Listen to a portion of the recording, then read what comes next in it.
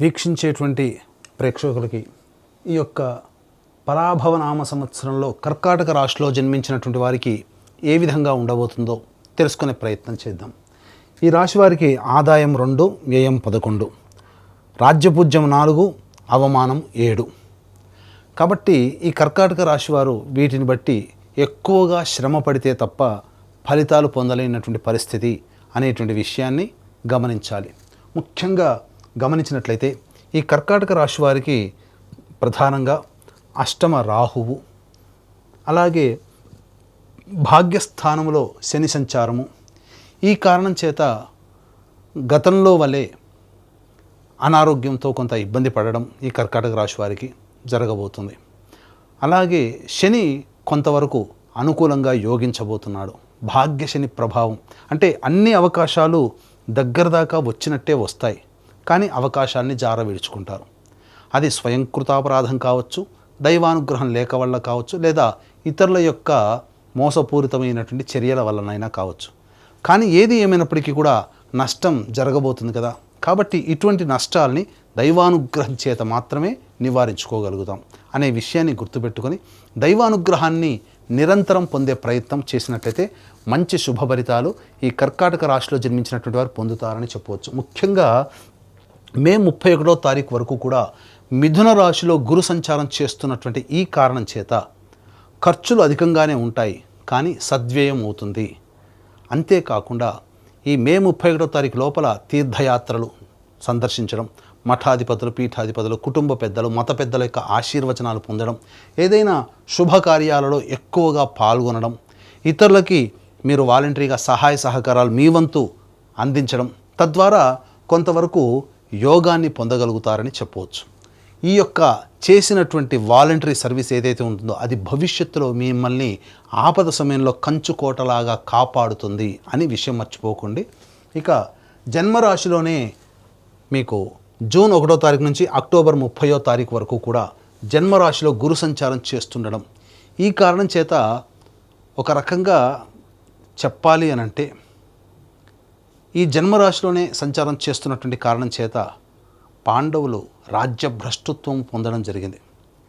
కాబట్టి దీన్ని మనం నెగిటివ్లో పాజిటివ్గా వెతుక్కోవడము అంటే వాళ్ళకి విదేశీయానం అడవుల బాట పడ్డారు, అంటే ఉన్న ప్రాంతం నుంచి వేరే ప్రాంతానికి వెళ్ళారు, అక్కడ కష్టాలు పడ్డారు.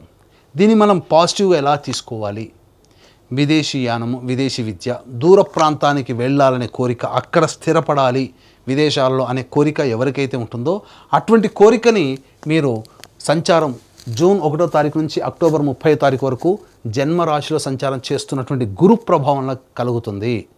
కానీ కష్టాలు ఎదుర్కోక తప్పదు. కాబట్టి కష్టాలు అనేటువంటివి అక్కడ దూర ప్రాంతంకి వెళ్ళినా అక్కడ తప్పవు, కష్టాలు పడక తప్పదు.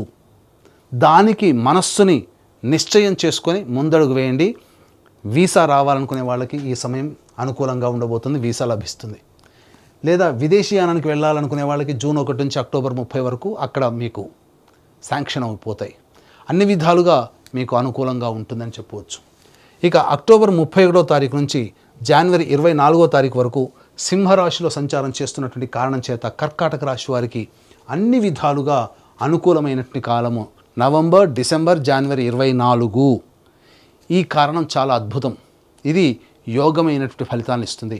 ఈ సమయంలో మిగతా గ్రహాలు ఎట్లా ఉన్నప్పటికీ కూడా గురువు అనుగ్రహం ఉండడం వలన మీరు ఆర్థికంగా ఉన్నతమైనటువంటి స్థానంలో నిలబడగలుగుతారు. చేసే వృత్తి, ఉద్యోగ, వ్యాపారాల్లో మీకు ప్రమోషన్స్ లభించడం కానీ, లేదా సంబంధించినటువంటి వ్యాపారంలో అధిక లాభడులు, ఏ పని చేస్తున్నా ఆ పనులలో ధన ప్రవాహం అధికంగా ఉండడం మంచి జరుగుతుందని చెప్పవచ్చు. ఇక మళ్ళీ జనవరి 24 నుంచి వచ్చే సంవత్సరం ఉగాది వరకు కర్కాటక రాశిలోనే వక్రీకరించున్నటువంటి కారణం చేత కష్ట నష్టములు అనేటువంటివి ఎదుర్కోక తప్పదు ఈ సమయంలో. కాబట్టి జాగ్రత్తలు పాటించండి, కష్టాలు అనేటువంటివి ఉంటాయి. కానీ నవంబర్, డిసెంబర్, జనవరి 24 ఈ 2 నెలల సంబంధించినటువంటి 26 రోజుల పాటు ఏదైతే ఉంటుందో అది మీ జీవితంలో చక్కటి స్థితిగతిని పొందడానికి అవకాశం కల్పిస్తుంది అని చెప్పవచ్చు. అయితే వీక్షించేటువంటి ప్రేక్షకుల్లో కూడా చాలామందికి ఎన్నో ఆశలు, ఆశయాలు, కోరికలు ఉంటాయి. ఈ సంవత్సరమైనా, గత సంవత్సరం కంటే కూడా ఈ సంవత్సరమైనా కానీ ఆనందదాయకంగా మనకు ఉంటుందా లేదా, కోల్పోయినటువంటి దాన్ని మళ్ళీ ఈ సంవత్సరంలో మనం తిరిగి పొందగలుగుతామా అని ప్రతి మనిషికి ఒక ఆశావహ దృక్పథంతో ముందడుగు వేస్తారు. ఇవన్నీ మనం అనుకున్నవన్నీ సక్సెస్ఫుల్గా జరగాలనంటే నవగ్రహాల యొక్క అనుగ్రహం సంపూర్ణంగా కావాలి. అందుకని ఈ కర్కాటక రాశితో పాటుగా 12 రాశుల్లో జన్మించినటువంటి వారికి ఈ నవగ్రహాల యొక్క అనుగ్రహం సంపూర్ణంగా ఉండడం కోసం మన పీఠం ఆధ్వర్యంలో ఏప్రిల్ 1వ తారీఖు చైత్ర పౌర్ణమి రోజున సాయంకాలం 6 గంటలకి అత్యంత శీఘ్ర ఫలితాలను ఇచ్చే 3 నక్షత్రాల్లో ఒకటైనటువంటి హస్త నక్షత్రం రోజున నవగ్రహ పాశుపత హోమము, అలాగే ఆరోగ్యం కోసం మృత్యుంజయ హోమం, సర్వకార్యాలలో జయం పొందడం కోసం సుదర్శన హోమము, అలాగే దాంపత్య అభివృద్ధి, వివాహ సిద్ధి, ఉద్యోగ ఆర్థికాభివృద్ధి, వీటికి సంబంధించి లక్ష్మీ మూలమంత్ర సంప్రతి లక్ష్మీ సూక్త హోమము, సర్వశాంతులకి సంబంధించి రుద్రహోమం జరిపించి శక్తిపాతము చేసినటువంటి కరుంగలి మాల ఇవ్వడం జరుగుతుంది. కాబట్టి ఈ సర్వదోష నివారణ పూజల హోమాల్లో ఆసక్తి కలిగినటువంటి వాళ్ళు ఏప్రిల్ 1వ తారీఖు మధ్యాహ్నం 3 గంటల లోపల స్క్రీన్పై కనిపిస్తున్నటువంటి నెంబర్కి కాంటాక్ట్ చేసి నమోదు చేసుకోవచ్చు. ఇక తదుపరి భాగమైనటువంటి ఈ యొక్క సంబంధించినటువంటి కర్కాటక రాశిలో జన్మించినటువంటి వారికి ఏ ఏ సమయంలో నిరుద్యోగస్తులకి ఉద్యోగం లభిస్తుంది, ఉద్యోగస్తులకి ప్రమోషన్స్ లభిస్తాయి, లేదా వేరే సంస్థల్లో ప్రయత్నం చేస్తే మంచి జరుగుతుందనే విషయాన్ని తెలుసుకుందాం.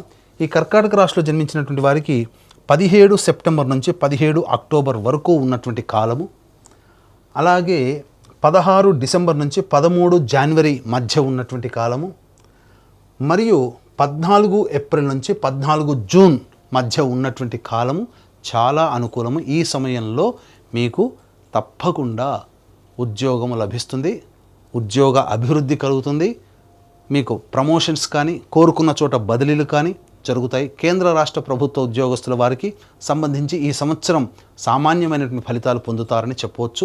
ఇక ప్రధానంగా గమనించుకున్నట్లయితే ఈ సంబంధించినటువంటి ఈ యొక్క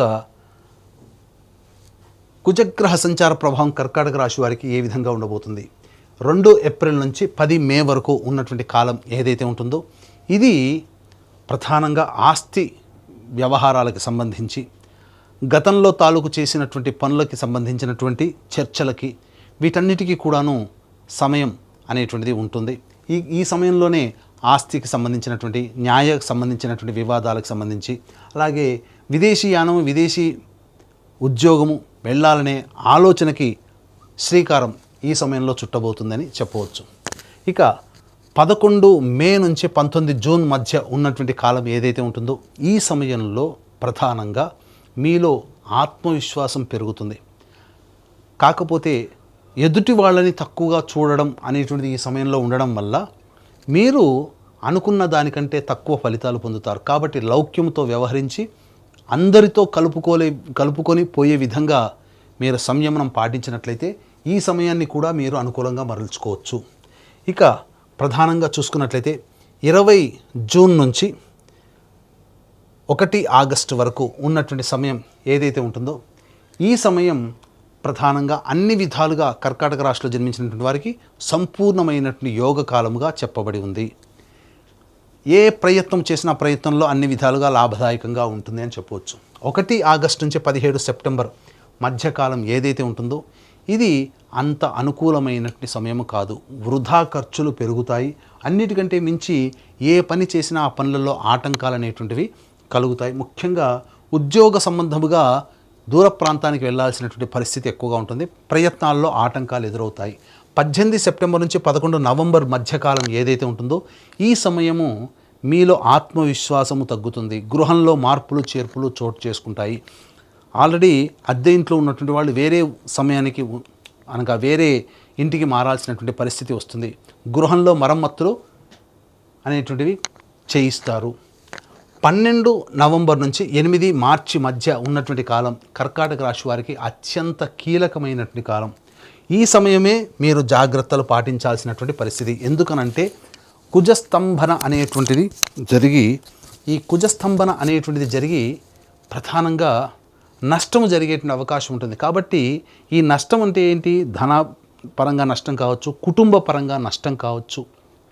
అన్నిటికంటే ప్రధానంగా మీకు సంబంధించి ఆరోగ్యపరంగా కానీ లేదా ఇంటికి సంబంధించినటువంటి ఆస్తిపాస్తుల వ్యవహారం పరంగాని, చెయ్యని పనికి నేరాన్ని మోపడం, తద్వారా కోర్టుల చుట్టూ తిరగడం లాంటి వ్యవహారాల్లో కానీ ఇలా కొన్ని నష్టాలు అనేటువంటివి ఏర్పడబోతున్నాయి. కాబట్టి గృహపరంగా ఏదైనా కొన్ని చిక్కులు, ఇవన్నీ ఈ 12 నవంబర్ నుంచి 8 మార్చి వరకు ఉండబోతాయి. ఈ సమయంలో వీటన్నిటిని అధిగమించి ఆ సమయాన్ని కూడా మనం పాజిటివ్గా మార్చుకోవాలి అనంటే కొంత దైవానుగ్రహాన్ని పొందే ప్రయత్నం చేయడం, అతిగా ఆవేశపడడం అనేటువంటిది చెయ్యకూడదు. మీకు కోపం వస్తుంది, సంఘటనలు అలా ఉంటాయి, సమస్యలు అలాగే పరిస్థితులు అలా వస్తాయి. కానీ మనం సంయమనం కోల్పోకుండా ఆవేశపడకుండా ఉన్నట్లయితే ఈ వచ్చే సమస్యలన్నీ ఇలా వచ్చి అలా వెళ్ళిపోతాయి. కాబట్టి సమస్యల్లో చిక్కుకుపోవాలి అని అనుకుంటే ప్రతిదానికి మీరు రియాక్ట్ అవ్వండి. 12 నవంబర్ నుంచి 8 మార్చి వరకు. లేదు ఆ సమస్యల్ని మనకు వద్దు, మనం ఉన్నవే ఎక్కువ ఉన్నాయి అని అనుకుంటే వచ్చేటువంటి సమస్యలకి మీరు ఆన్సర్ ఇవ్వకండి, సంయమనం పాటించండి. ఇది మీరు తెలుసుకోవాల్సింది. ఇదంతా కావాలి అంటే దైవానుగ్రహం తప్పనిసరి. కాబట్టి ఈ యొక్క కర్కాటక రాశిలో జన్మించినటువంటి వారు దైవానుగ్రహాన్ని పొందే ప్రయత్నం చేయండి. ఇక ముఖ్యంగా ఈ రాశిలో జన్మించినటువంటి విద్యార్థులకి పరీక్షలలో మంచి ఉత్తీర్ణత శాతంతో పొందుతారు. కాకపోతే కాంపిటీషన్ ఎగ్జామ్స్లో ఉన్నప్పుడు మాత్రం అధిక శ్రమ, అధిక ఒత్తిడి ఉంటుంది. కాబట్టి జాగ్రత్తలు పాటించండి.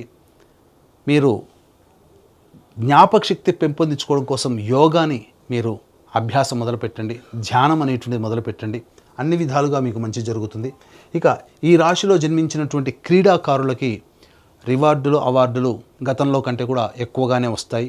అన్ని విధాలుగా బాగుంటుంది. రాజకీయ రంగంలో ఉన్నటువంటి వాడికి మాత్రం కొన్ని ఒడిదుడుకులు తప్పవు. అనవసరమైనటువంటి వృధా ఖర్చులు ఎక్కువగా అవుతాయి. ఈ యొక్క పార్టీ పెద్దల యొక్క అభిమానాన్ని చూరగొనడం కోసం వృధా కాలయాపన, అలాగే ఖర్చులు కూడా అధికంగా ఎక్కువగా ఉంటాయని చెప్పవచ్చు. ముఖ్యంగా ఈ రాశిలో జన్మించినటువంటి రైతులు ఎవరైతే ఉంటారో రాబడి సామాన్యమే, దిగుబడి సామాన్యమే. ఆశించిన మేర కంటే ఎక్కువగా లభించదు, సామాన్యంగా ఉంటుంది. కాబట్టి కొత్త పంటల జోలికి వెళ్లకుండా ఉన్న వాటితోనే మీరు చక్కగా కొనసాగించుకునే ప్రయత్నం చేయండి, రైతులకి ముఖ్యంగా.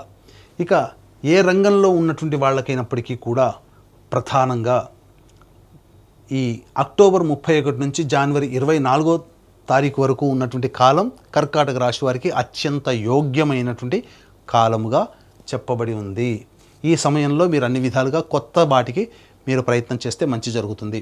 ముఖ్యంగా ఈ రాశిలో జన్మించినటువంటి స్త్రీలు ఎవరైతే ఉంటారో ఆ స్త్రీలకి మంచి జరగబోతుంది. గతంలో కంటే మెరుగైనటువంటి జీవితాన్ని మీరు అందిపుచ్చుకుంటారు.